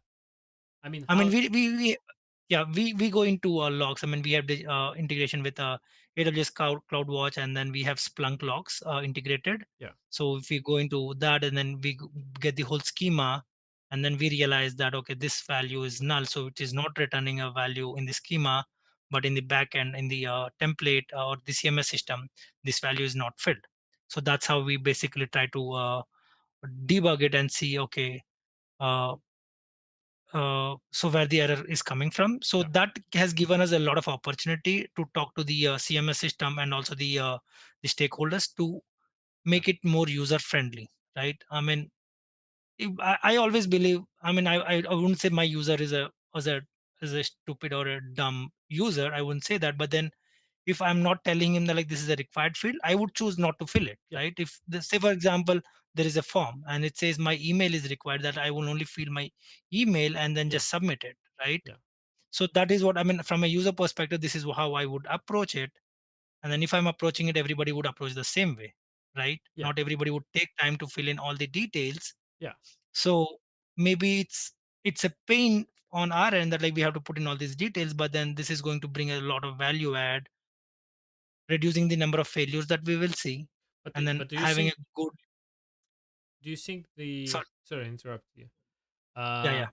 do you think the bug came from the fact that you were saving data that you said that there were some fields which were not marked mandatory. So and I think you Hmm. saved them as I think did you save them as nulls or did you save them as an empty string? I mean, we just left it default, like whatever. So it's say, for example, there is a drop down box, right? So which Yeah. says you need to select a certain variant of a button you want to display, right? And then I don't select anything because it says it's not mandatory. Mm. I just leave it empty, right? I mean, there's a default value that displays which is select or a default text that you display Oh, on I it, see what right? you mean. I see what you mean. But what if it's an empty input? Let's say phone, and it's not mandatory, and I don't want to provide you my phone. I mean, that's a very valid case. And then yes, I mean, you cannot force somebody to give out your phone number. So this is will be a compliance issue. So any field, so these are two different things. Like so, a form is a different entity, and then my whole page content is a different entity. If I'm integrating my form within that page, then I'll have to run it by the compliance to say, okay, what fields should I make mandatory so that I don't Mm-hmm. fall under compliance issues, right? So I cannot force them to give them their phone number unless they Yeah, wanted to. but I use the phone number just as an example, and Right. So if it is I mean, like it might be like whatever, like what did you eat for breakfast? right, like yeah, I mean, where do you work, for example, right? So I Yeah. mean, that's Well, yeah. say So where do you work is like PII potentially, but like what did you eat for breakfast is not. So right. just trying to not uh go too far sideways. I think we're kind of talking about the test data still. There was a Yes. comment in chat, so let me just read from Ashutosh was saying Faker Lib great. For example, in case you want to automate and test the registration functionality for a new user. Yeah, so if you want to like Mhm. register a whole bunch of users, that's what you could do. But I mean, it works for any kind of data injection Data. API endpoints, right? And Mahesh saying lots of love from Wellington. Hello, sir. Cheers. Um, so let's try to. Is there anything else that we needed to talk about? I feel like we have kind of. I feel like we covered quite a lot, but also I feel like we were touching things here and there, and I don't know if we covered. Chat. What do you think? Do you think, are you entertained?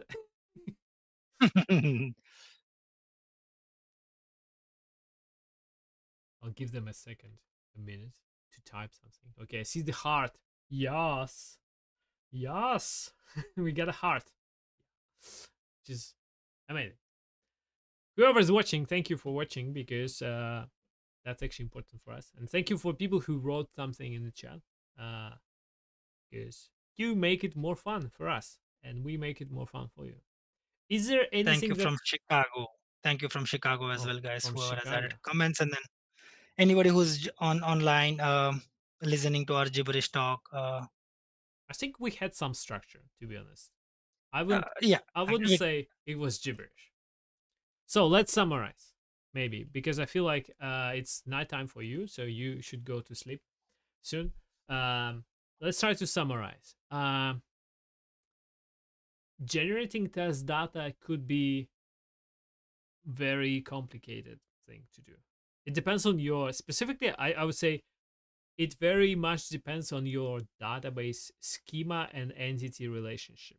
So mhm, if you have a complicated database with like lots of stuff, I'm thinking about like maybe you have database with triggers on inserts and like there's a lot of complex things that might be happening that you are maybe not aware of.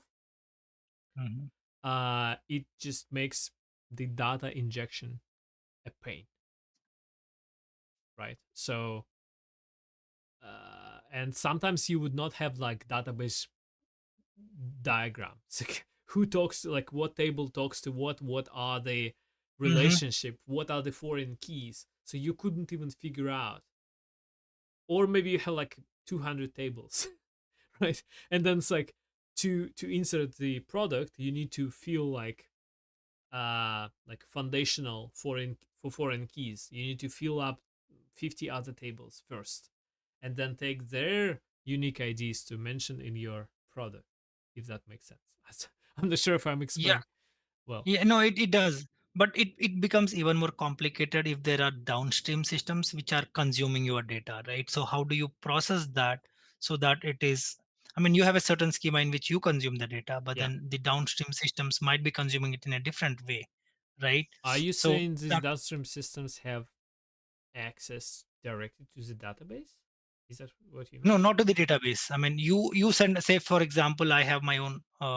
So I have an origination, right? Yeah. Where from where I consume my data and then I process it and I send it to the downstream systems, Yeah. right? So, so I Oh, act as an inter. So say for example, there is a say for example, there's a company and then it publishes all research articles and then there are multiple downstream systems which have their own UI, yeah.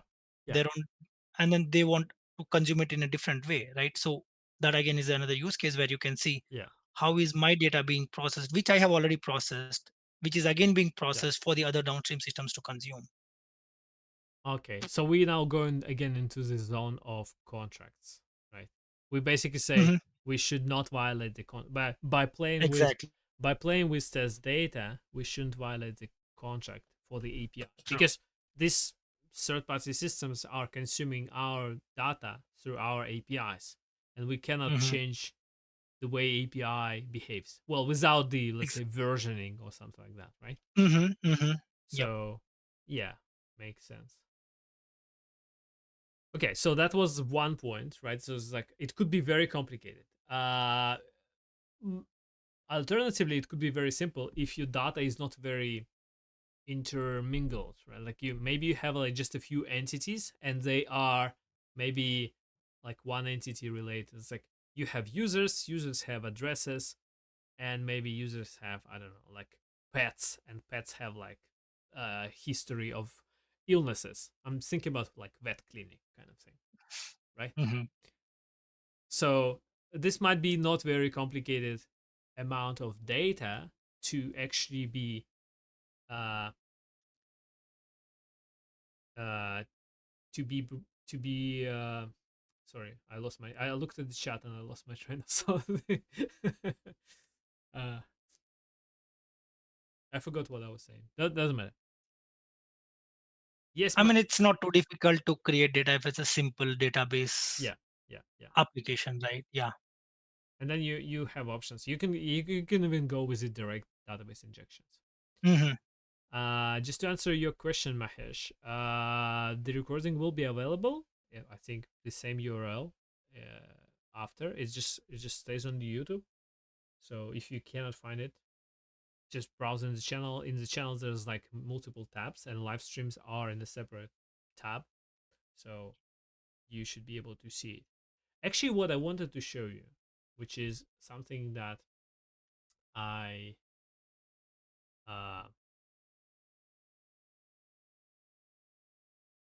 that do you know about it? Yes.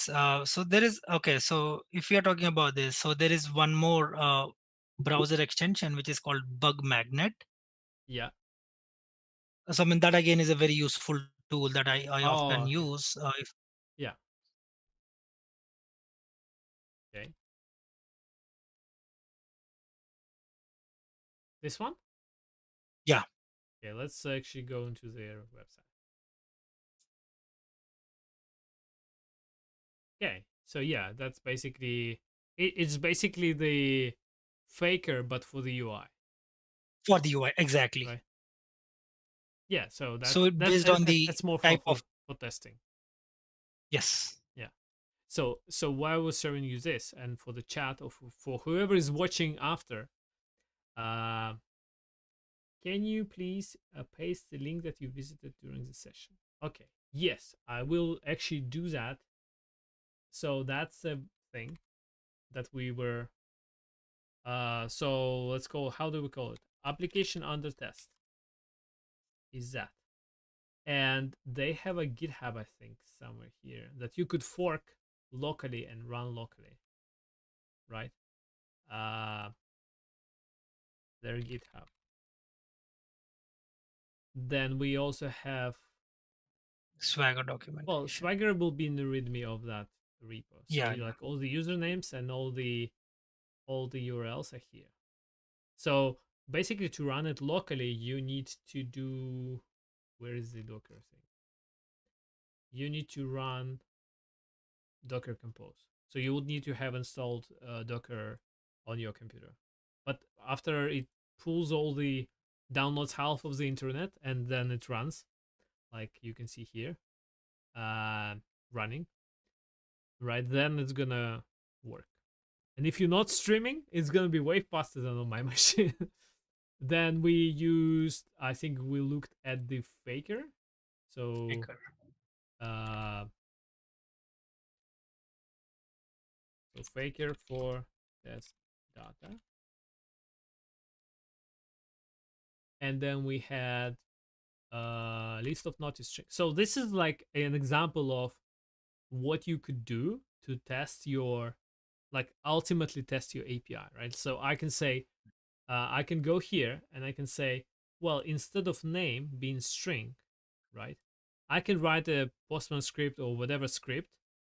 I can write JavaScript code that makes HTTP requests to my Mm-hmm. endpoint with the values from this list, each of them, Mm-hmm. right? And I'm expecting them to be, a lot of them should be 500s, right? If my API works correctly, and Correctly. this is Yes. like, this is not a string, this is a number, it should be rejected, right? And so on. Like, but some of them should work, uh, right? Because maybe some of them are legit, right? Like, should it work for this one as a name? Probably yes, right? But it's a test of how my API uh injects the data. Does the database do anything at rest to the data? Because sometimes database, if the types are incompatible, there might be implicit casting. It might convert it to So question marks, so it's just like do something to your data. I have one question here. Yeah, So do you think these level of validations should they be done at the database level, where you check what types before you inject the data, or at the API level, I with think it should be API validation. Like, how would you Mhm. how would you implement that in the database? Like, would you write like a insert trigger ins- uh stored function to, like, I mean, you probably can.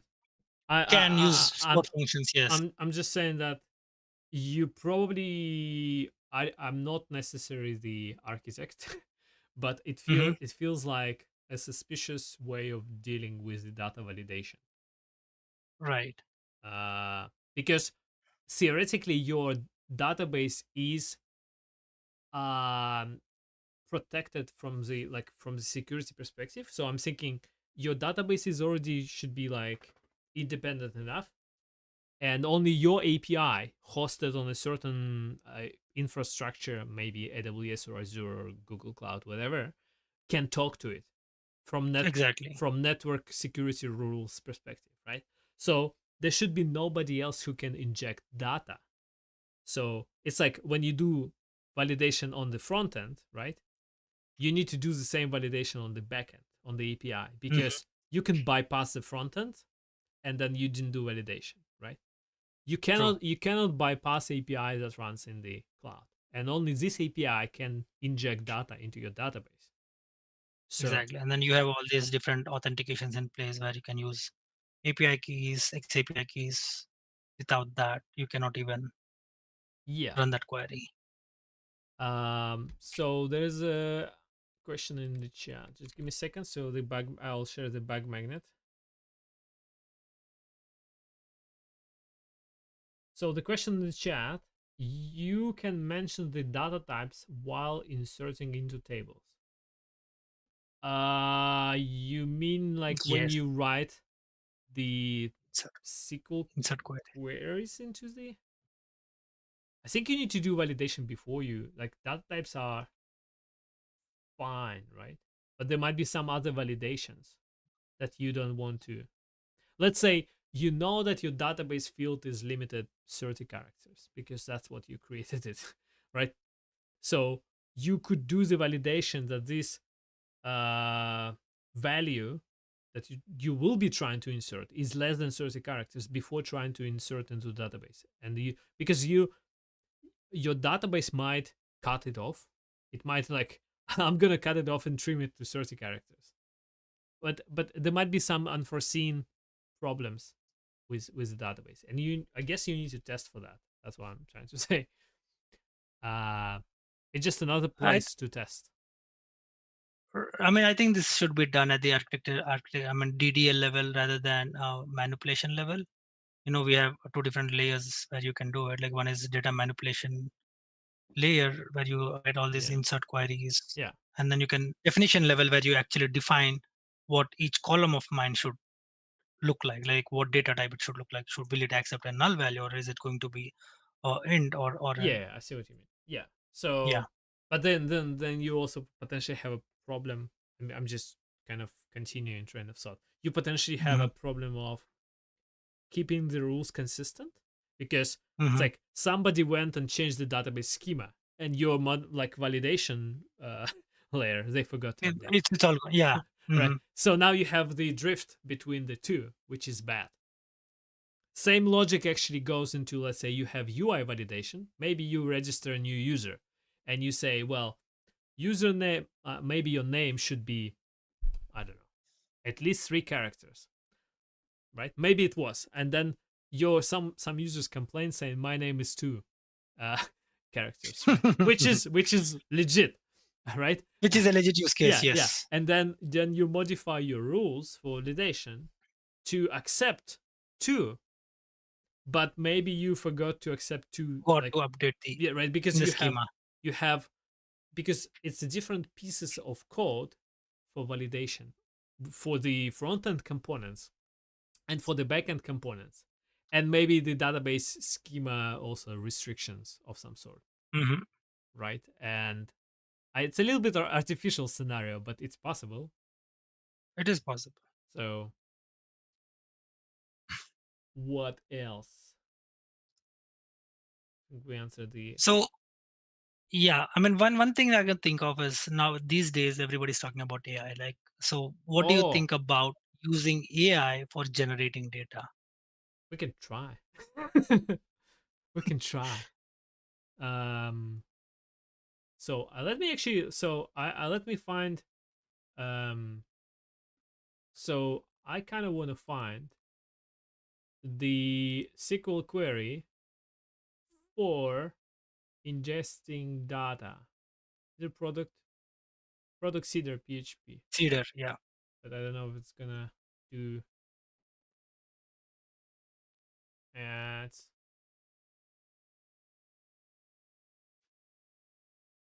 it's like some sort of ORM.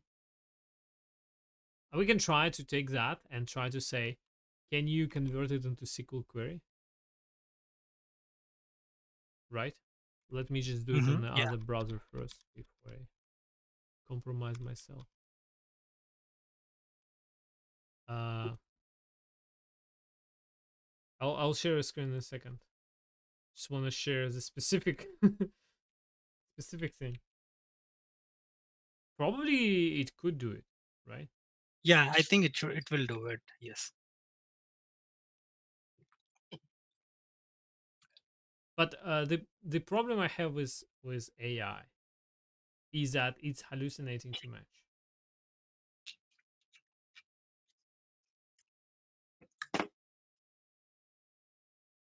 Sorry, I'm typing. I'll be here in a second.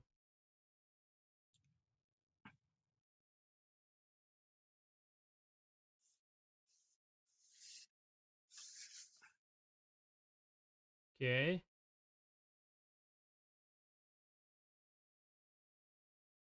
okay. So I hope you can see. So I basically just say, can you convert this into the raw SQL statement, right? And it's Hmm. basically says insert into products these values. So I think it's kind of what we looking for. It's actually very cool. We can try to run it. We can try to run it, I think. So, do you believe this code gonna work? Insert into products. Wow, it even, you see it Oh, yeah, it's even doing nested query. sub selects, nested Yeah, selects nested for query. values. I'm just gonna run it. Yeah, let's see. I think it should work. Ah, no, this will probably be. Generate UID. Oh, it is using a function there I to think generate I the think I UID. probably, a question. If I don't provide this, is it? is it gonna be auto generated by database? Let's see. Like sometimes it depends on the database configuration. Yeah, field ID doesn't have a default value, so I should provide something. Which is, I don't know, like that.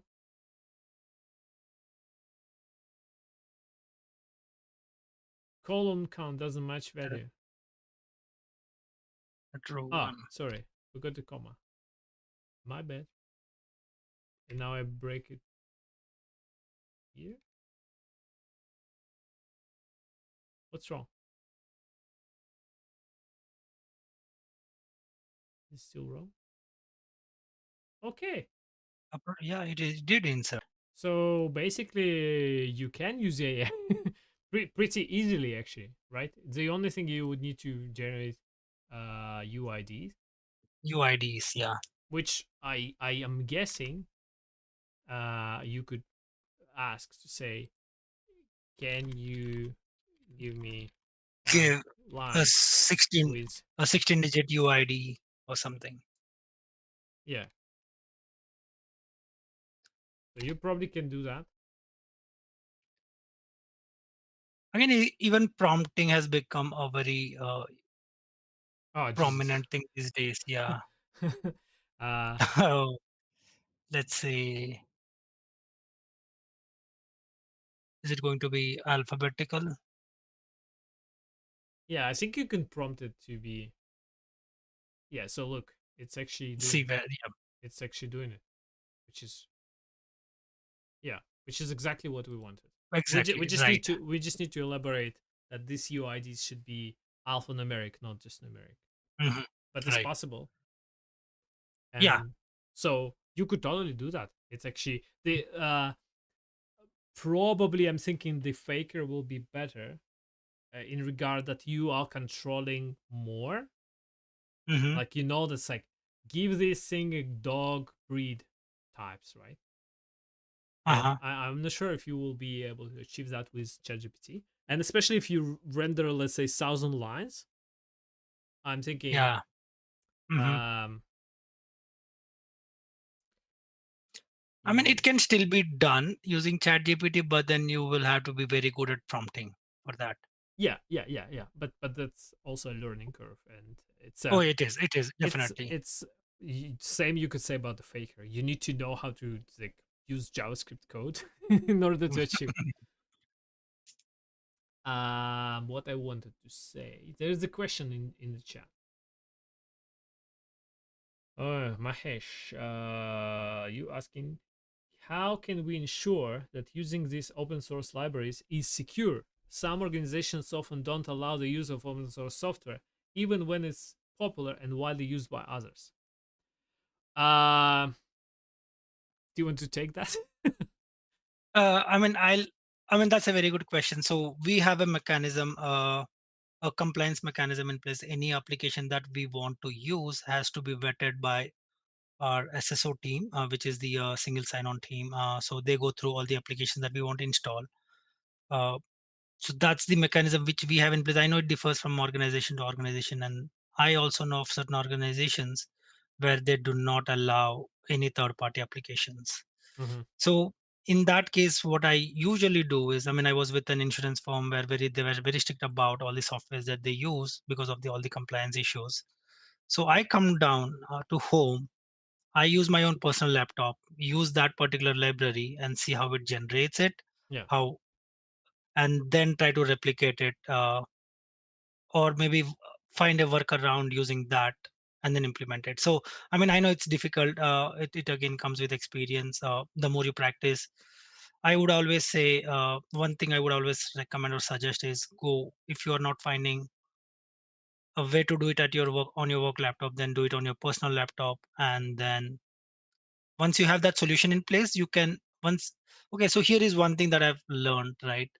So if you don't have a solution, then it'll you always think that it is difficult. But once you have a solution using any library or any other yeah, anything that you can, once you have the solution, then it'll be easy for you to relate to it and then try to think of multiple ways of doing it. So this has happened with me where I got stuck with a couple of problems and then I didn't know, and then I know what to do at work. I came home, tried something on my laptop Yeah, using different libraries that are available, and then once you know the approach that they are taking, it'll get easy for you to implement the same thing. Yeah, I mean, you have to write more code, totally, yes, but that will be yeah, very rewarding if you do it by yourself rather than using a library.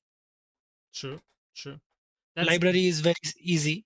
Yeah, so go ahead. yeah, yeah. I wanted to kind of elaborate on that. That um, there's a lot of initial complexity. Let's say, oh, I need to do a test automation framework from scratch. It's like, oh, it's a big task and how to do it, right? Like, but it's basically just like a learning curve, and then after you did it once and like figured it out, you know that you can do it, right? Like you can use Exactly. any like if you've done something in Cypress, you know that you can do it in Playwright, even though you never used Playwright. That you just I'm just read the documentation and I know what I'm trying to do, so Hmm. I just need to find the ways to do it, right? So that's why if you, for example, tried to use Faker at your home computer and you did it and you succeeded, and now you're like, okay, so what is Faker doing? Okay, so I'll just create my own enum and I'll say randomly select from this array, from these Hmm. dog breeds. So you would have to write more code, but it's achievable, right? Also, you could, when you say third-party libraries, right? They are open source, so I I am doubting that your company, like, you could just probably even copy paste some pieces of the code if you can read, like, figure out their code base. Like, how are they doing Hmm. it? So you could probably borrow some code if you don't want to, or you can ask ChatGPT to do it for you. I think ChatGPT might help. Oh, but ChatGPT might be closed as well. Oh yeah, I mean that's again another compliance thing. I mean one thing I've seen with, I mean, so I was taking this example of an insurance company I was with.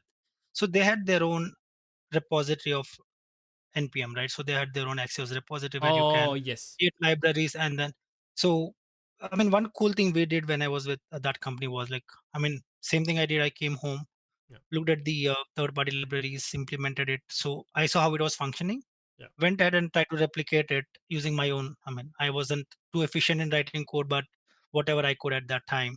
So we added it, and then yeah. I mean, we were able to push it to that those libraries. We were able to create libraries and then push it to the repository so that other teams can benefit from those. So yeah, you can either do that, or I think what. So you see that this is public npm registry, right? This is like in the Hmm. public. So I think what a lot of companies do, they have like a proxy npm registry, which Hmm. only security vetted packages are can get there. So for example, Hmm. right, the version 903 just came out, maybe, right? Maybe it just came out today. And when you run npm install on your work machine, it's gonna go into your, not the public registry, but it's gonna go into this your company registry. Let's say company Private registry. XYZ, and in the company XYZ, you're using version 8.5.9, right? Because your security team didn't go and flag the 903 is green to go. Hmm. But there are also like some tooling that does like a security scan of packages, and usually the security people are using this tooling to sanity check and vet the actual versions of the libraries like that. So it might not be implemented in your company as such, but this is possible and this is like common way. Otherwise, no one would be able to use anything, right? So uh, Hmm. what else I wanted to say about that? Uh, yeah, so usually that's you how you can do it. Yeah, if you have Copilot allowed, then you probably have you can achieve that through Copilot. I Oh think yeah, a lot Copilot is a good a lot of the stuff you can achieve through it. And you were mentioning, is there any particular resources or course on AI prompting for software test automation? I think I want to say yeah. Look for Mark Winteringham. I think he has a book. I'm not sure about um. Yeah, so you maybe can watch that. I'll share this.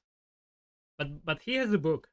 I didn't read it myself, but I'm guessing this will have at least foundational prompting uh, that you could use. Yeah, but I think a lot of the time, again, the problem with the books, they get out of date quickly. So it's like new version of Mhm. ChatGPT comes out, half of the existing prompts probably not work as they were working before. So Right. I think a lot of the time, once you know the foundations, like how to ask ChatGPT or any other AI LLM, you just learn from your experience. So if you have a task, try to implement it like for science, for your learning, try to implement it through, for example, ChatGPT prompting. Haha. And then if somebody's the other thing is somebody's looking into uh, effective ways of utilizing chat gpt or maybe prompt engineering, there is this framework called as rise, RISE. That's a good framework that you can use for getting the accurate information from. I mean, it's RISE, it's called role input steps and execution expectations. Mhm. So based on these four steps you can construct your prompt saying, okay, assume the role of a software test engineer or any role that you're looking for, and then give it some input and then ask it to probably analyze the data and then return the data in a certain format, right? So you basically give it very detailed instructions on how do you do it. RISC. R A. Can again? Yes, yes, yeah. RISC. I I Or S. yes, yes. E. Rise. Okay, like Right. that. Yeah. Rise framework, prompting framework. Maybe is that one? Yeah, Rise framework. Okay, let's share it in chat as well. All right. Yeah, you're right.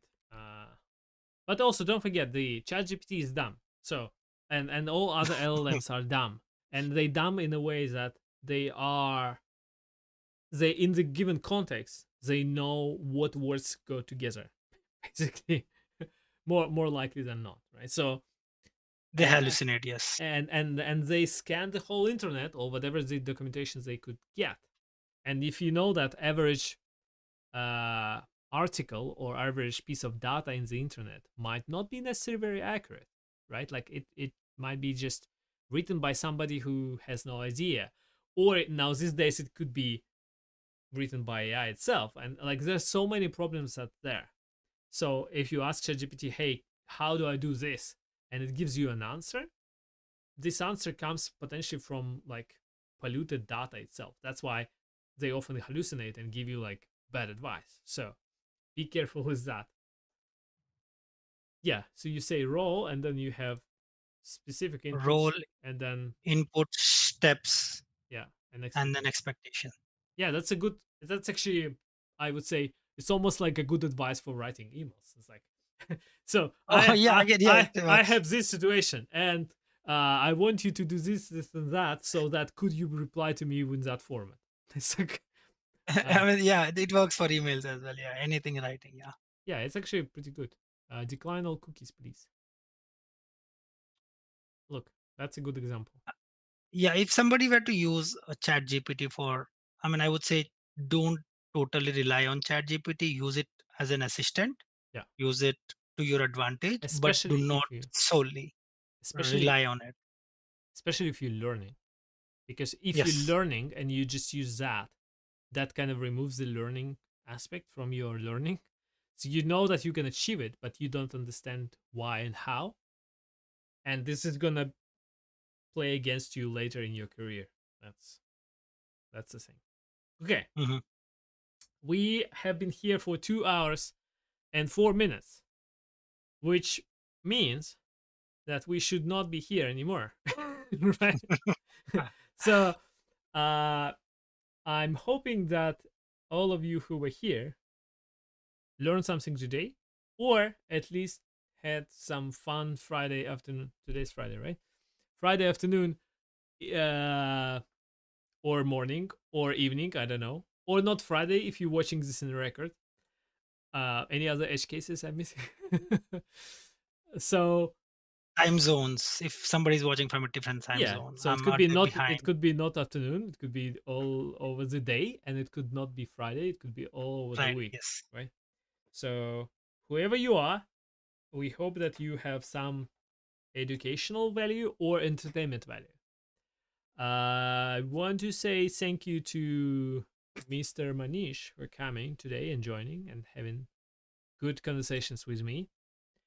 What else I wanted to say? I wanted to share with you something. Since it's a YouTube, so no one's gonna watch till the end anyway. Uh, so if you want to, hey, the dog demands attention. So I have all my stuff and all my things here. So if you go to this link tree, that's a place to be. For example, there is a Telegram channel. If you're missing, if LinkedIn doesn't show you my posts, Telegram channel will show you my posts because that's I cannot find the LinkedIn algorithm, but the Telegram channel is always there. So if you don't want to miss stuff and announcements, that's the place to be. Um, anything that you want to say, Manish? Yes. So first of all, thank you. Thanks, Ivan, for inviting me. I wasn't even expecting you to invite. I mean, I out of curiosity, I said I was interested, and then I was really interested, by the way. And then you reaching out, and then I really appreciate you reaching out. So this was both learning as well as fun for me. Again, it never felt as if this was a coaching session kind of thing. It was more. I mean, I wanted it to be a more interactive session, and then it went exactly like that. It was more of an interactive session. I hope the audience felt it that way. Uh, so thank you, audience, whoever has joined. Thanks very much for joining us. Hope you got something from this session, and then um, yeah, looking forward for more other such sessions. We at Thanks the end again. of the stream, and the like I can see the viewer concurrent viewer count is like rising up. Like, yo, people, we actually saying the final words. So but I mean, there will be a record. So whoever was asking for the record, I think it's the same. It should be the same URL. You can actually find it in my Telegram channel. So go and check it out. Haha. Thank you for coming. Thank you for people who chatted with us. Happy Friday or whatever other day. Bye.